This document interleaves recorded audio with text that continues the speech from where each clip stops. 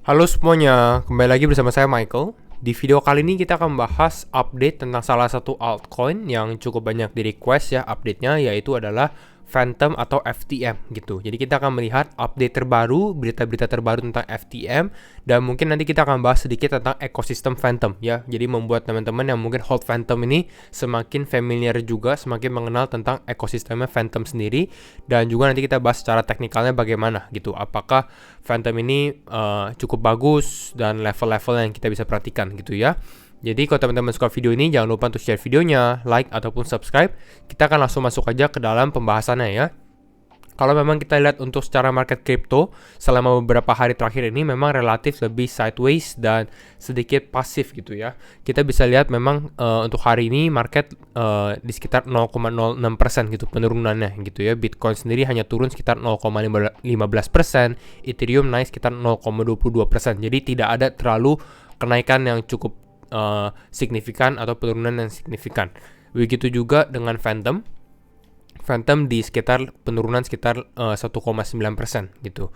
Dan kalau misalnya kita lihat juga untuk Phantom sendiri secara ranking memang dia sedikit mengalami penurunan dari ranking yang awalnya sempat di sekitar level ranking 30-an gitu ya. Sekarang dia di ranking 42. Dan mungkin teman-teman banyak yang bertanya kenapa hal ini bisa terjadi.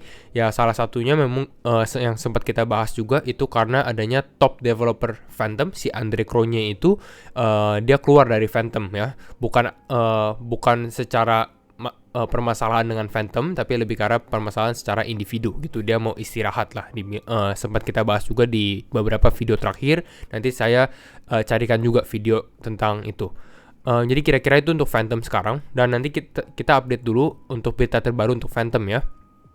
Untuk Phantom yang kita lihat sekarang ini yang terbaru dan yang besar gitu ya, itu adalah yang ini di bulan Maret, di akhir Maret atau di awal bulan April, di mana adanya insentif program untuk Phantom sendiri. Di mana kalau teman-teman baca di sini new 335 juta Phantom. Jadi ada 335 juta Phantom atau bisa dibilang setara dengan 480 juta dolar gitu ya, grant program. Jadi ini adalah program untuk mendevelop ekosistem Phantom gitu. Jadi Phantom bisa dibilang ya banyak orang yang cukup tertarik juga lah, dan ini artinya ya salah satunya funding mereka juga cukup kuat lah kalau kita lihat tadi ada grant program seperti ini ya. Dan kita lihat juga beberapa berita terbaru juga tentang Phantom. Ini baru saja terjadi ya 14 April, di mana 1inch, kalau teman-teman familiar, 1inch ini adalah salah satu decentralized exchange juga yang cukup top. Dia sudah mulai masuk ke dalam Phantom juga. Dan artinya mungkin ini bukan hanya 1inch, tapi beberapa top DeFi yang di Ethereum juga mulai bridging atau membuat Phantomnya lah bisa dibilang ya. Ini untuk update-nya. Kita lihat juga untuk secara statistiknya bagaimana, karena ini juga cukup penting gitu ya. Dimana yang akan kita bahas ini untuk sekarang adalah number of address atau jumlah alamatnya. Semakin banyak alamatnya berarti bisa dibilang semakin banyak orang yang mulai menggunakan jaringan Phantom. Dan kita bisa lihat sendiri bahwa di bulan April sendiri kenaikannya juga cukup signifikan ini ya, kenaikannya kalau teman-teman perhatikan ya. The number of Phantom unique address surpass 2.8 million atau lebih dari 2,8 juta alamat gitu. Jadinya teman-teman bisa perhatikan juga. Jadi ini cukup positif juga. Lalu kalau teman-teman perhatikan juga ini salah satu matriks lainnya. Ini adalah dari Phantom sendiri ya. Phantom FTM only 38.1% atau sekitar 38,1% of supply on exchanges in total. Jadi artinya apa? Artinya dari seluruh total FTM yang beredar sekarang hanya ada 38,1% itu di dalam exchange. Dapat dari mana? Dari sini nih kalau teman-teman perhatikan ya. Nah ini untuk Phantom supply on exchange-nya ini ada 38,1%. Jadi ini sebenarnya relatif lebih kecil sih kalau kita lihat untuk jumlah sirkulasi Phantom sekarang. Berarti bisa dibilang hampir 60%-nya ini ya bisa dibilang di staking, di decentralized finance ataupun di wallets gitu ya. Jadi ini cukup positif, berarti orang-orang yang memang membeli Phantom ini lebih ke arah untuk menggunakan jaringannya sendiri, karena Phantom ini banyak use case-nya juga atau kegunaannya lah untuk gas fee dan lain-lainnya untuk di staking gitu ya. Dan kita lihat juga untuk Phantom network-nya. Selanjutnya, ini ada Twitter thread dari si Nelly, cukup penting juga, di mana layer 1 are a hot topic in crypto right now ya. Kalau teman-teman belum familiar apa sih itu layer 1 crypto dan lain-lain, ini saya baru buatkan video tentang layer 1, layer 0, layer 2 gitu di sini. Ini saya juga nanti linkin di deskripsi. Ini untuk konsepnya lah ya, seperti edukasi juga. Jadi hopefully teman-teman bisa lihat ini kalau yang belum mengerti.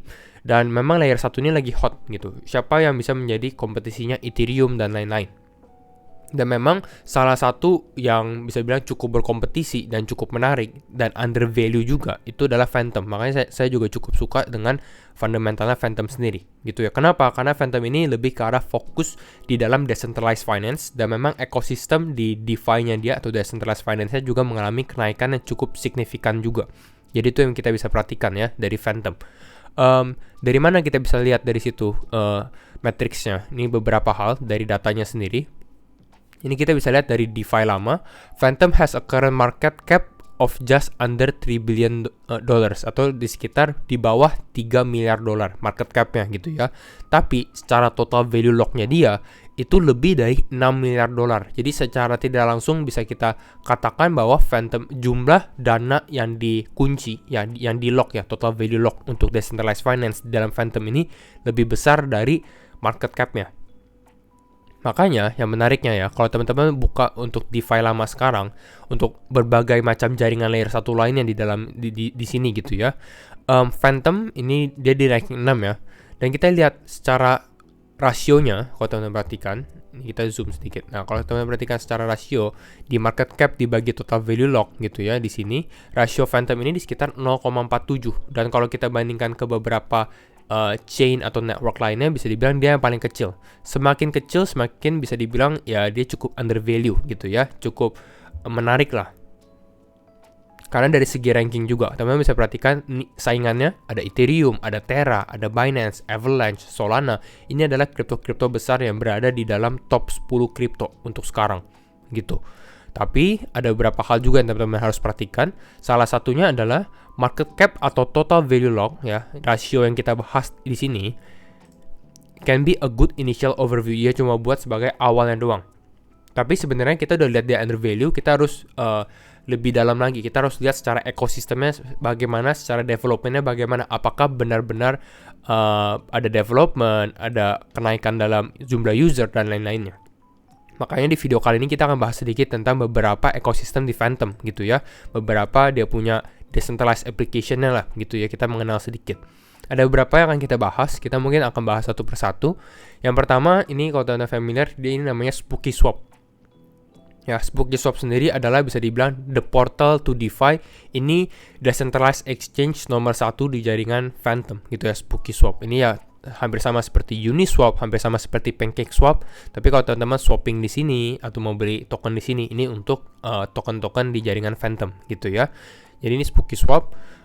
Lalu ada SpiritSwap juga. Ini kita lihat buka ya. Nah, ini SpiritSwap juga hampir sama seperti SpookySwap, tapi SpiritSwap ini juga sebagai decentralized exchange dan bukan nomor 1 karena nomor satunya si SpookySwap gitu. Jadi bisa dibilang dia nomor 2 atau nomor 3, tapi cukup top juga gitu ya.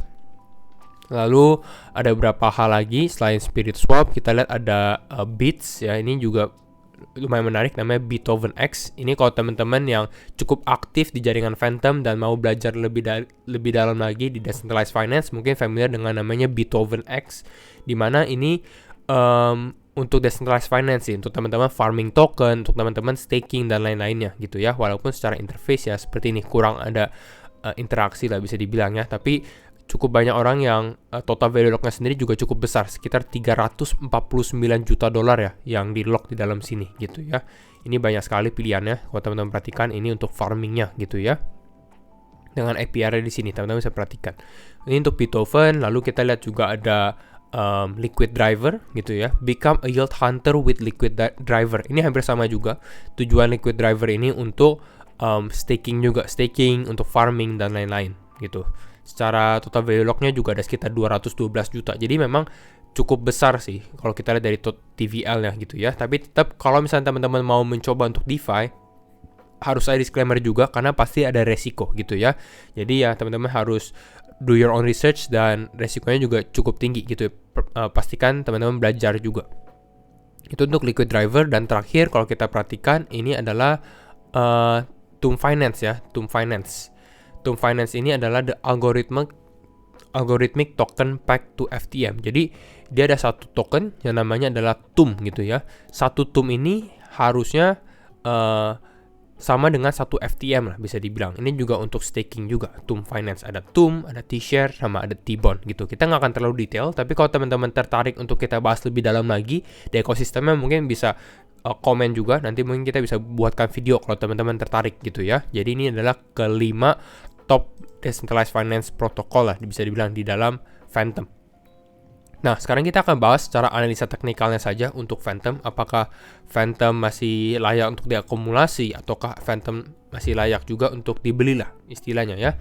Kalau kita lihat secara teknikal, sebelumnya kita sempat ada bahas beberapa hari terakhir kalau teman-teman perhatikan ya. Mungkin di awal April, persis pada saat dia ada pengumuman ini, di mana kita bahas bahwa Phantom ini dia lagi turun ya, breakdown dari trennya dia. Kalau teman-teman perhatikan di sini ada garis yang warna kuning, di mana di sini dia sempat bounce sekali, bounce 2 kali, dan bounce 3 kali gitu ya.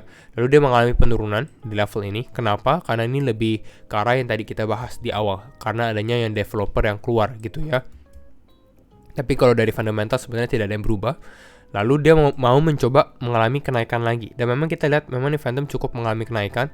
Dan kita bahas di salah satu videonya di mana sempat kita mention bahwa Phantom ini harus bisa break garis warna kuning ini. Baru dia bisa confirm reversal atau dia kembali naik lagi. Dan ternyata bukannya dia reversal tapi dia malah ada rejection. Artinya apa? Artinya dia belum kuat gitu ya untuk kembali lagi ke dalam uptrendnya untuk sekarang gitu ya. Tapi kalau secara long term sendiri saya masih melihat Phantom ini menarik untuk diakumulasi. Tapi ini lebih ke arah untuk jangka panjang juga gitu ya.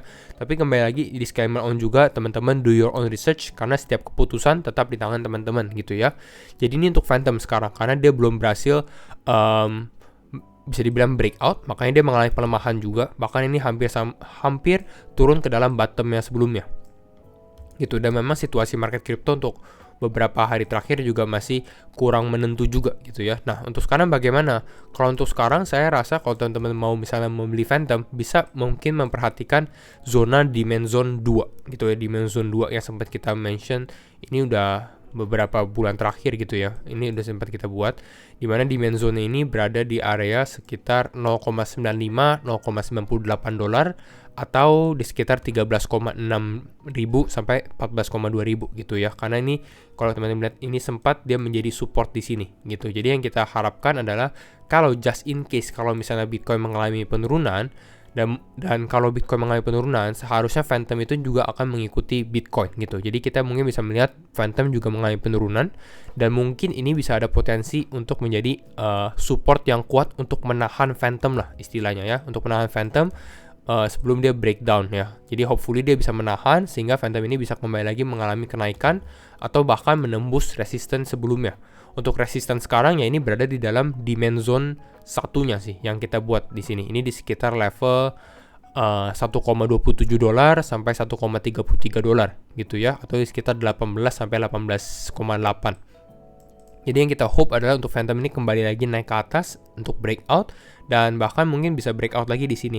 Tapi mungkin saya rasa ini ada kemungkinan untuk sekarang dia ada penurunan dulu gitu. Penurunan dulu baru dia sedikit mengalami kenaikan atau push gitu ya untuk Phantom sekarang. Walaupun kalau untuk di harga sekarang kalau teman-teman perhatikan sendiri, ini di sekitar garis warna hijau ini gitu ya. Bisa dibilang ini juga garis support yang lumayan kuat sih, minor support lah bisa dibilang ya. Karena di sini dia sempat konsolidasi ya. Ini lagi konsolidasi nih ya. Karena beberapa hari terakhir mengalami penurunan cukup cepat juga ya. Di sini dia lagi konsolidasi. Lalu kalau teman-teman perhatikan di sini dia sempat ada tes juga gitu ya di garis warna hijau.